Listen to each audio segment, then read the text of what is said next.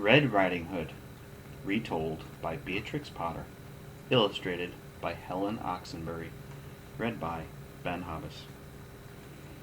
Once upon a time there was a village child who was so pretty as never was seen. Her mother was fair silly about her, and her granny was sillier still. The good woman, her mother, made the child a little hood of scarlet flannel, and the scarlet set off her bonny black curls like the flame-colored leaves round the heart of a poppy flower. Wherever she wore it, the folks called her Little Red Riding Hood. One day her mother baked tea cakes. "Come," said she, "come put on thy little red hood and trot away to Granny's. They tell me that she's doing poorly.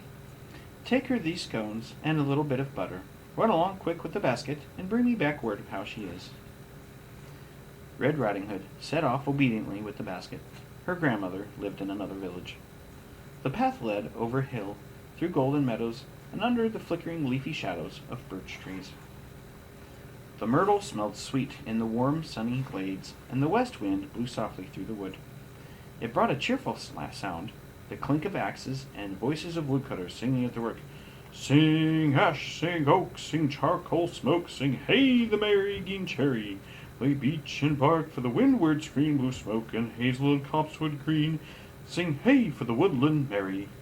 Another voice, far off amongst the trees, took up the song. "Here's ash and oak for the broad axe stroke, hey down come the red green cherry." The cheerful voices died away in the distance, but no one saw Little Red Riding Hood. By the wooden swing gate at the end of the wood, hard up on the meadow, sat a great gray wolf.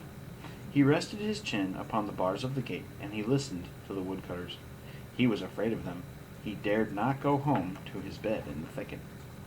Neither would he jump upon Red Riding Hood when she laid her hand on the swing gate. He had eaten nothing for 3 days, and his mouth watered when he looked at her. But the woodcutters' jolly voices rang down the wind in the slow, long crash of a falling tree. "Child, where are you going?" said the gaunt gray wolf. Now Red Riding Hood did not know that it is dangerous to talk to wolves. "Sir," said she, quite simply, "I'm going to my grandmother's. This is a tea cake my mother has made, and this is a little bit of butter."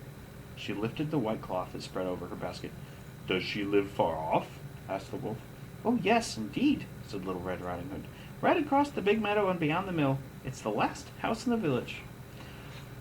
"Hi-ho," said the wolf, stretching himself. "I may as well go see her too. I've nothing else to do. I'll go by the cart road along the side of the wood, and you shall follow the footpath over the bridge. Let us try which road is shortest." The wolf went up the cart road, lippity-lippity, slouching along, but as soon as he turned the bend of the fence and was hidden by the trees, he laid out his long legs and ran. The little girl loitered near the gate. She climbed on the railing to gather nuts. Then she wandered along the footpath over the meadow, picking wild flowers as she went. She made a posy for her grandmother. And where the footpath climbed the brae, beyond the plank bridge, there was little scarlet wild strawberries amongst the grass, as red as holly berries, and as red as the hood of the Little Red Riding Hood. She gathered them in a dock leaf, and put them in her basket also. At last she reached the high road, and at last she stepped out faster. But the golden sunshine was very low, and the shadows were long and slanting before she passed the mill. Nobody saw her pass.